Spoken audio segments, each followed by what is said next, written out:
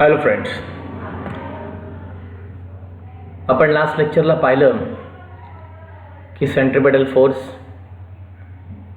Circular motion, Kepler's law, Newton's law of gravitation हे आपण सगळं स्टडी केलं. त्यामध्ये आपण एक पाहिलं होतं की केपलरने जे लॉ सांगितले, ओके, त्या लॉजला कन्सिडर करून न्यूटनने त्याचा इनव्हर्स लॉ ऑफ ग्रॅव्हिटी सांगितला. That is inverse square law of gravitation न्यूटनने सांगितला. तो आपण आजच्या लेक्चरला स्टडी करणार आहोत. मित्रांनो, चॅप्टर पुढे आता कंप्लीट होत असताना सॉल्व एक्झाम्पल जे असतील त्याची एक सेपरेट व्हिडिओ तयार केली जाईल आणि आपला जो एक्झरसाइज दिलेला आपल्याला जो आहे त्याची एक सेपरेट व्हिडिओ तयार केली जाईल. नॉर्मल व्हिडिओ लेक्चरमध्ये ते मध्ये घेतलं जाणार नाही आहे, कारण त्यात खूप वेळ जातो. Okay, so let start. Inverse square law of gravitation or how did Kepler's law help Newton to arrive the inverse law of gravity, असा प्रश्न आपल्या बुकमध्ये आहे. How did Kepler's laws help Newton to arrive the inverse law of gravity. तसं पाहूया आपण inverse law of gravitation कसं आहे. If the planet is revolving around the sun in a circular orbit in uniform circular motion, then centripetal force acting on a planet toward the sun is F is equal to mv square upon r. एक planet आहे आणि जे सूर्याच्या भोवती circular ऑर्बिटमध्ये uniform circular मोशनमध्ये revolve करते. कशामध्ये? Uniform circular motion. मग आता प्रश्न पडला असेल की युनिफॉर्म सर्क्युलर मोशन म्हणजे काय? तर युनिफॉर्म सर्क्युलर मोशनची डेफिनेशन स्लाइडमध्ये नाही आहे, पण तुम्ही लिहून घ्या. त्याची डेफिनेशन आहे the motion of object along the circumference of circle with a constant speed.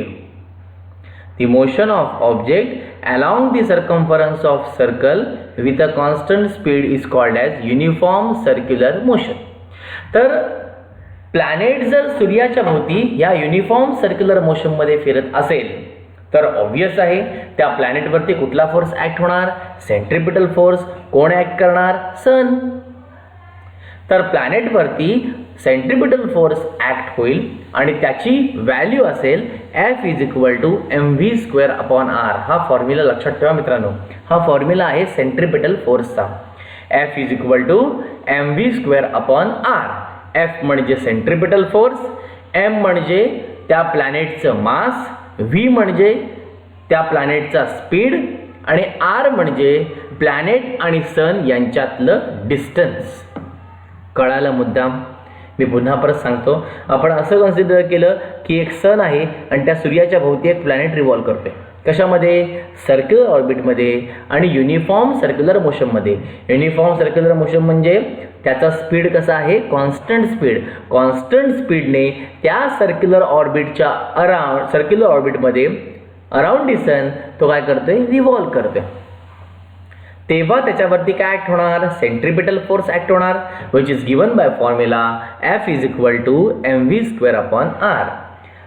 त्यातलं M म्हणजे त्या प्लॅनेटचं मास ऑफ प्लॅनेट, V म्हणजे स्पीड ऑफ प्लॅनेट आणि R म्हणजे प्लॅनेट आणि सन यांच्यातलं distance, the distance between planet and सन.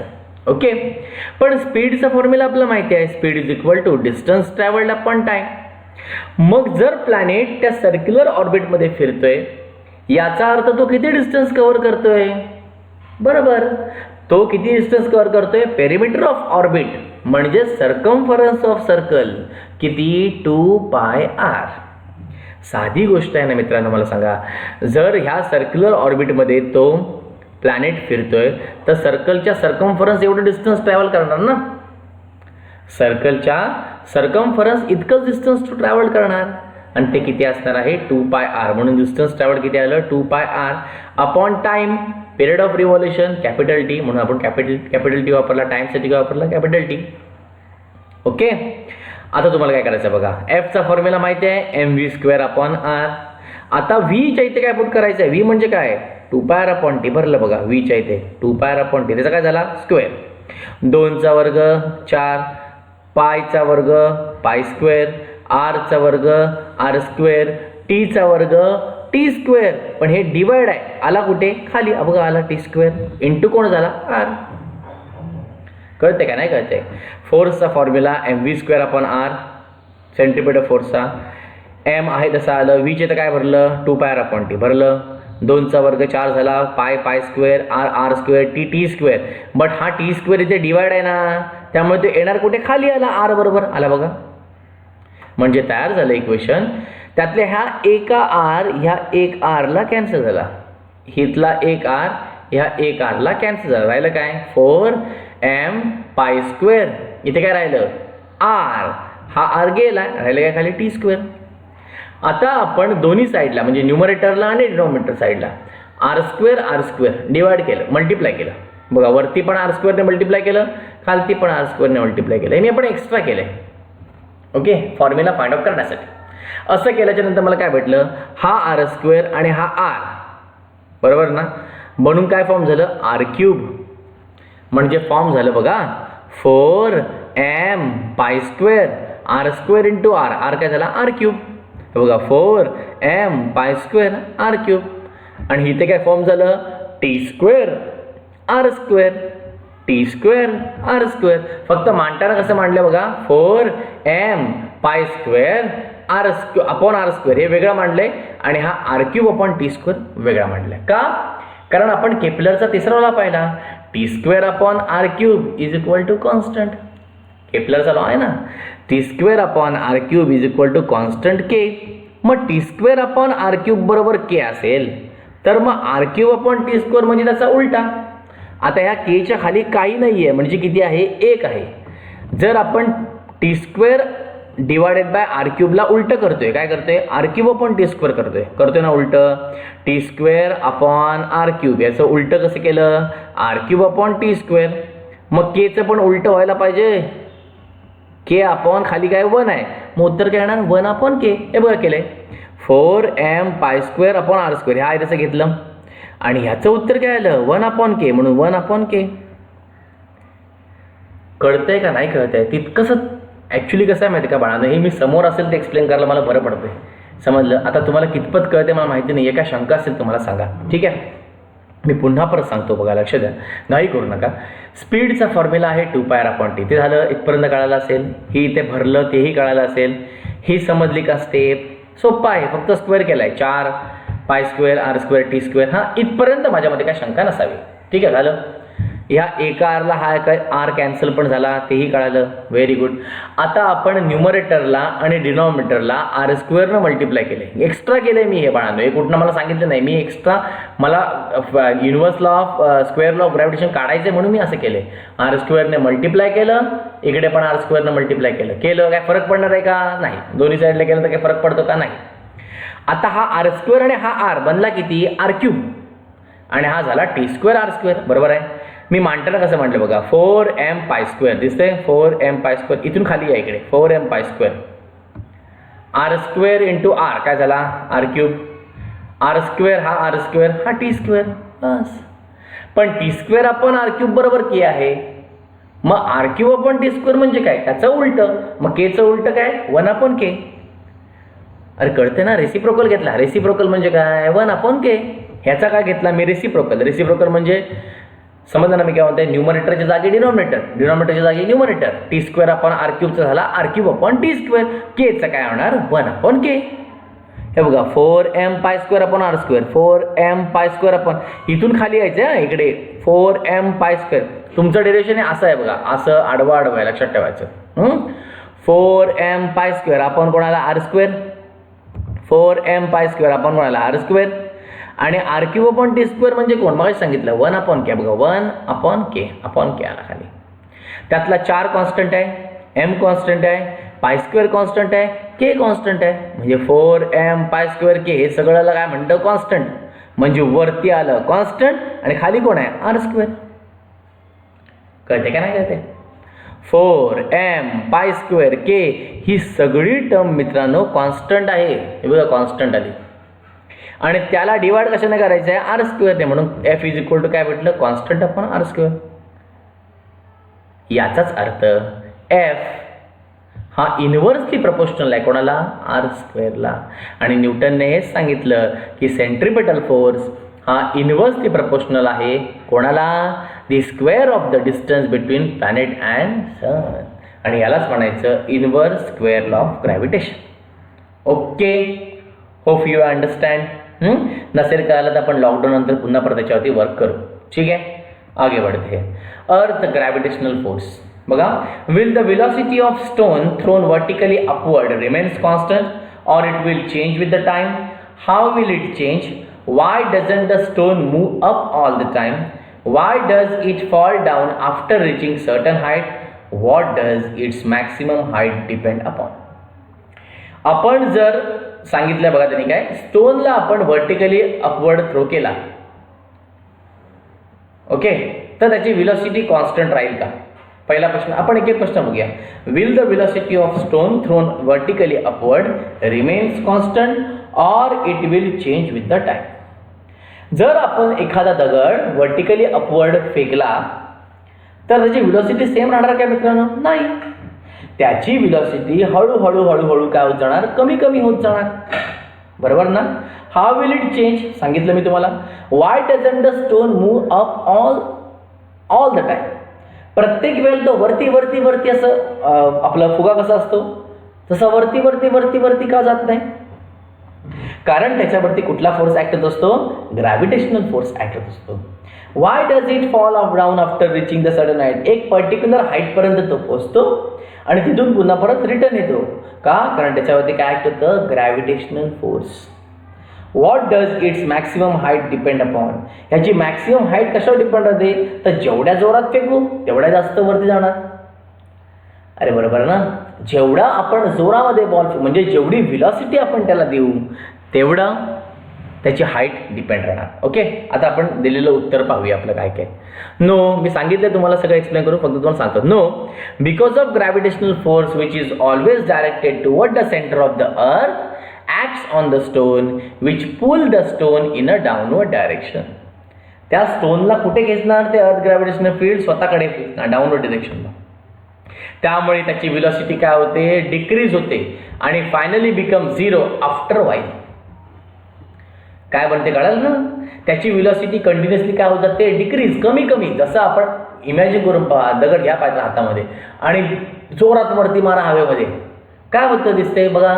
हळूहळू त्याची वेलोसिटी काय होत जाते? कमी कमी कमी कमी होत जाते आणि फायनली एकाच पॉइंटला असं वाटतं की स्टोन तिथे जाऊन थांबला थोडा, 1 मिली सेकंडसाठी, आणि तिथून मग त्याच्यावरती पुन्हा ग्रॅव्हिटेशनल फोर्स ऍक्ट होतो आणि ग्रॅव्हिटेशनल फोर्स त्या स्टोनला आपल्याकडे खेचून घेतो वर्टिकली डाऊनवर्ड. आता जेवढी हाईट त्या स्टोनने ट्रॅव्हल केली हे कशावर डिपेंड राहिलं?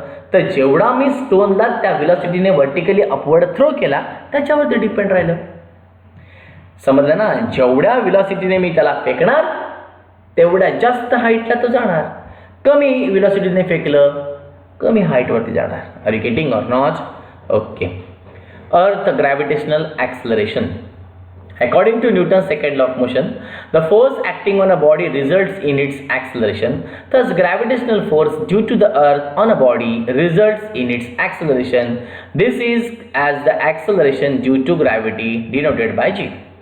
न्यूटनच्या सेकंड लॉ ऑफ मोशनने सांगितले, एखाद्या बॉडीवरती जर फोर्स ऍक्ट होत असेल तर त्याचं इट रिझल्ट इन ॲक्सेलरेशन. कारण फोर्सचा फॉर्म्युलाच आहे मास इंटू ॲक्सेलरेशन. मग ग्रॅव्हिटेशनल फोर्स आहे, मग त्याला पण काहीतरी ॲक्सेलरेशन असणार आणि त्या ॲक्सेलरेशनला म्हणायचं ॲक्सेलरेशन ड्यू टू ग्रॅव्हिटी. मुद्दा कळते का? एखादा फोर्स असेल तर ऑब्वियस आहे force is equal to mass into acceleration, म्हणजे त्या बॉडीवरती ॲक्सेलरेशन असणारच. मग जर ग्रॅव्हिटेशनल फोर्स आहे मग त्याच्याकडे कोणतं ॲक्सेलरेशन आहे? तर ते ॲक्सेलरेशन आहे ॲक्सेलरेशन ड्यू टू ग्रॅव्हिटी, ज्याला आपण डिनोट करतो जी, स्मॉल जी. आणि ती कुठे ॲक्ट होते? It is directed toward the centre of the अर्थ वर्टिकली डाऊनवर्ड. आणि हा जी कुठे ॲक्ट होतो? Vertically downward. त्याची व्हॅल्यू आहे 9.8 मीटर पर सेकंड स्क्वेअर. आपण जनरली कन्सिडर करतो 9.81 metre per second square. 9.8 generally म्हणतात मीटर पर सेकंड स्क्वेअर. हा जी ॲक्सेलरेशन ड्यू टू ग्रॅव्हिटी. कळालं मित्रांनो? पुन्हा परत सांगतो, न्यूटनच्या सेकंड लॉ ऑफ मोशननुसार जर फोर्स एखाद्या बॉडीवरती ॲक्ट होत असेल that it results in its acceleration. एखाद्या बॉडीवरती फोर्स ॲक्ट होतोय तर त्या बॉडीवरती ॲक्सेलरेशन ॲक्ट होणार.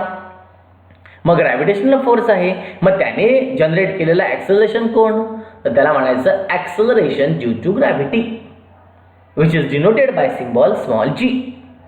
आणि ते कुठे ऍक्ट होते, it acts toward the centre of the earth, that is vertically downward. Very good, आगे बढ़ते हैं. नेक्स्ट क्वेश्चन बघा दिलाय, what would happen if there is no gravity. जर ग्रॅव्हिटीज नसेल तर काय होईल. जर ग्रॅव्हिटीज नसेल तर ह्या युनिव्हर्स मधले सगळे ऑब्जेक्ट रॅन्डम मोशन मधले असे मूव्ह करायला लागतील. If a stone is vertically if a stone is thrown vertically upward, इथे चुकलं मित्रा समजून घ्या.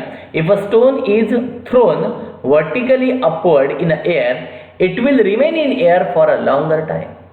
जर आपण एक दगड घेतला आणि त्याला आपण वरती हवेमध्ये फेकलं तर तो हवेमध्ये बराच काळ राहील का, कारण त्याच्यावरती ग्रॅव्हिटेशनल फोर्स ऍक्टच होत नाही, कारण ग्रॅव्हिटीच नाहीये. आता जे अंतराळवीर आपले जे ॲस्ट्रॉनॉट्स आहेत ते वेगवेगळ्या ग्रहांवरती जेव्हा जातात ना बाळांनो, जिथे ग्रॅव्हिटी फार कमी असते त्या ठिकाणी सुद्धा ते हवेमध्ये असे फिरत असतात, कारण त्यांच्यावरती कोणतीही ग्रॅव्हिटी ऍक्ट होत नाही. दुसरा मुद्दा, what would happen if the value of capital G was twice as a large. Capital G म्हणजे लक्षात आलं तुमच्या ना कोण, युनिव्हर्सल ग्रॅव्हिटेशनल कॉन्स्टंट. मग जर युनिव्हर्सल ग्रॅव्हिटेशनल कॉन्स्टंट हा डबल झाला तर ग्रॅव्हिटेशनल फोर्स पण काय होणार, डबल. आणि आपण पृथ्वीला ॲज अ मॅग्नेट असं सारखं चिकटणार. मुद्दा कळतंय का. What would happen if the value of G was twice as a large. G ची व्हॅल्यू किती आहे, काल आपण पाहिली 6.67 into 10⁻11 newton metre square per kg square. ही व्हॅल्यू समजा डबल झाली, 13 पॉइंट समथिंग XYZ काहीतरी झाली. आता जर ही व्हॅल्यू डबल झाली तर ऑब्वियस आहे ग्रॅव्हिटेशनल फोर्स पण काय होणार, डबल. मग जर ग्रॅव्हिटेशनल फोर्स डबल झाला तर आपण त्या पृथ्वीला, आपण त्या अर्थला ॲज अ मॅग्नेट कसं चिकटतं तसं आपण चिकटून राहणार पृथ्वीला. फेविकॉल का जोड चुटेगा नाही, आपण चिकटून राहू कोणाला, पृथ्वीला. आणि त्यामुळे आपण पृथ्वीवरती चालू पण शकणार नाही. वी इव्हन कुड not walk easily on the surface of the अर्थ. आणि त्यामुळे अर्थच्या सरफेसवरती आपण चालू पण शकणार नाही, कासवासारखं आपल्याला चालावं लागेल हळूहळू हळूहळू. अरे कळतंय, समजते ना बाळांनो, हे सगळे थिंकिंग क्वेश्चन्स आहेत आणि आपल्याला करायचे आहेत. ठीक आहे, value of G on the surface of the अर्थ. आता G ची व्हॅल्यू अर्थ सरफेसवरती किती आहे हे आपण फाइंड आउट करणार आहोत. ठीक आहे, तर ते आपण फाइंड आउट करूया. ठीक आहे, आपला न्यूटन्स लॉ ऑफ ग्रॅव्हिटेशनने आपण फोर्सचा फॉर्म्युला फाइंड आउट केला होता. काय फोर्सचा फॉर्म्युला होता, force is equal to G_m1m2 upon r². काय फाइंड आउट केलं होतं, G_m1m2 अपॉन r² किंवा d², काही म्हणा. मी तर r कन्सिडर केलंय. मी तुम्हाला सांगितलं होतं r म्हणा d म्हणा, फरक पडत नाही. पुस्तकामध्ये ऍक्च्युली काही वेळेला r वापरले, काही वेळेला d वापरले, फरक पडत नाही. r म्हणजे पण डिस्टन्सेस, d म्हणजे पण डिस्टन्सेस. कळालं, okay. F is equal to formula काय आपला, G_m1m2 अपॉन d² किंवा r².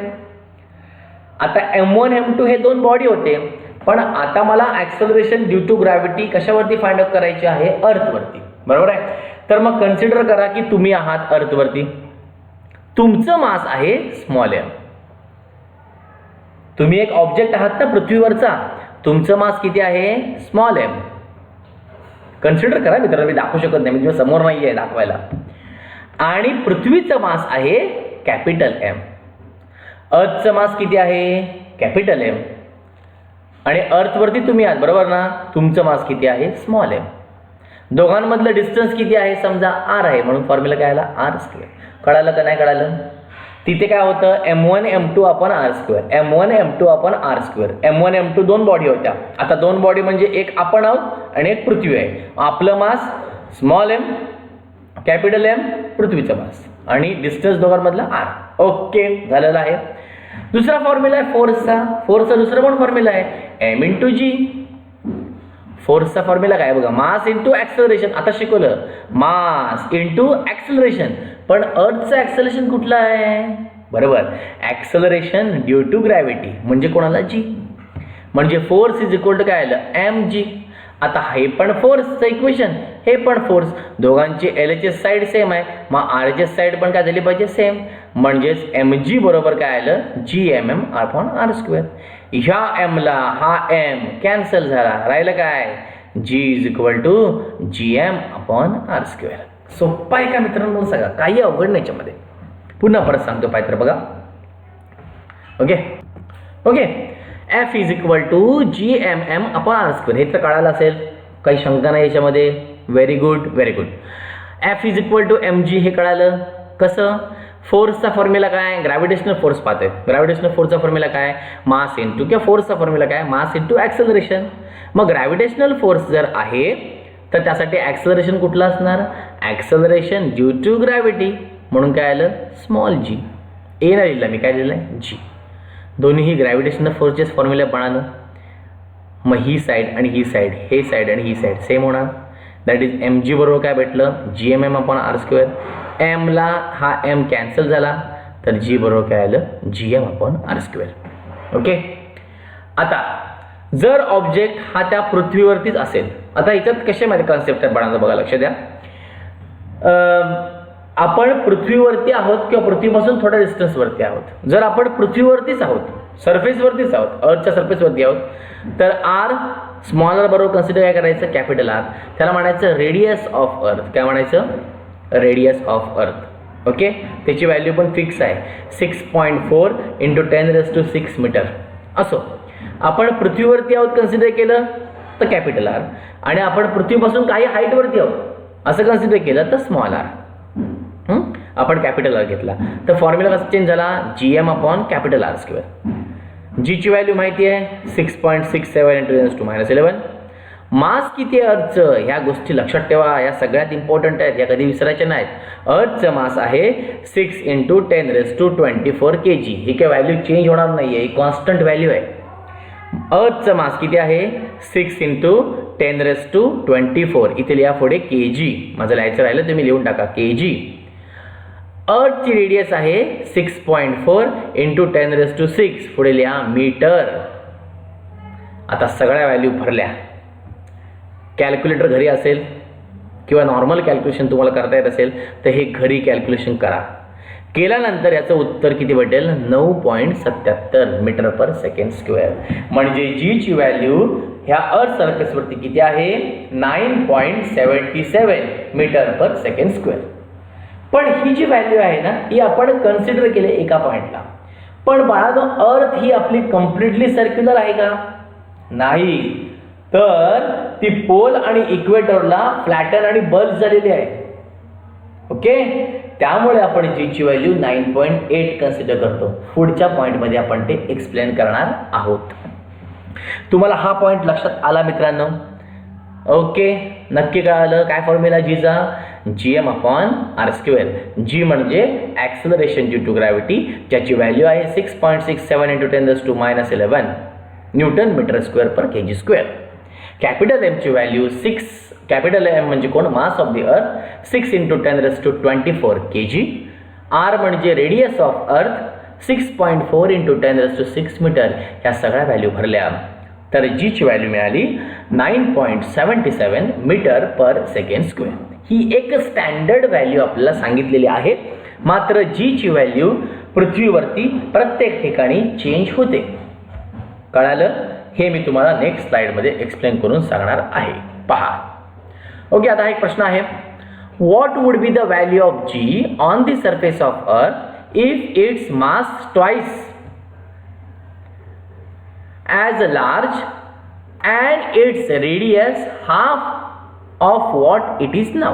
तुम्हाला घरी सोडवायचं आहे मित्रांनो, नाही तर मी तुम्हाला देणार आहे सोडून, घाबरू नका, आपण देणारच आहोत. पण तुम्ही ट्राय करा. जर आपला जी ची व्हॅल्यू फाइंड आउट करायची आहे, जी ची व्हॅल्यू काय असेल आपल्याला सांगायचं आहे. जर अर्थचं मास डबल झालं, म्हणजे तुमचा मगाचा जो m होता तो m काय झाला? 2m झाला, आणि रेडियस r जी होती ती किती झाली? r/2 हाफ झाली. तर उत्तर काय असेल? मला व्हॉट्सअपवरती कमेंट करून हे पाठवायचं आहे याचं उत्तर. ओके. ज्याचं उत्तर करेक्ट येईल त्याला लॉकडाऊन नंतर कॅडबरी मिळणार. Okay, very good. आगे बढ़ते. व्हेरिएशन इन व्हॅल्यू ऑफ जी. मी तुम्हाला मगाशी म्हटलं होतं की जी ची व्हॅल्यू ही काय फिक्स राहते का? नाही, ही कंटिन्युअसली चेंज होते. आता पाहूया आपण पहिलं अर्थ सरफेसवरती कशी चेंज होते पाहूया. पहिला पॉइंट आहे change along the surface of the अर्थ. The value of G does not remain same everywhere on the surface of the earth because the shape of the earth is not exact spherical. आपल्या पृथ्वीचा shape हा exact spherical नाही आहे, त्यामुळं G ची value ही प्रत्येक ठिकाणी सेम राहत नाही. ओके, त्यामुळे G ची value changes from place to place. जशी जागा बदलली तशी G ची व्हॅल्यू पण काय बदलली. असं का ते पहा. तर आपली अर्थ आहे ती बल्ज झालेली आहे. बल्ज म्हणजे फुगलेली आहे कुठे इक्वेटरला, आणि फ्लॅट झालेली आहे कुठे पोल्सना. At the equator earth is bulge and at the pole it is flatter. आणि त्यामुळे बघा लक्ष द्या, खूप छान मुद्दा आहे. Earth bulges at equator and flatter at pole.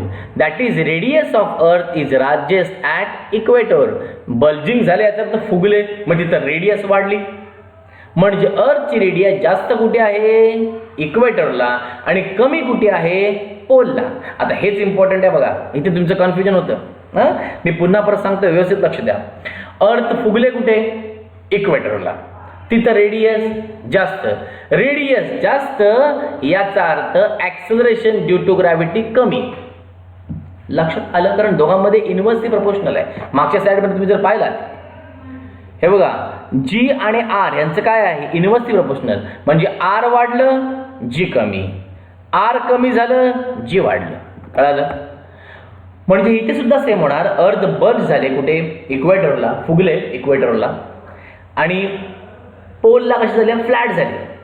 Flat झाले याचा अर्थ पोलला त्याची रेडियस कमी आहे. तुमच्या मुद्दा लक्षात आलं.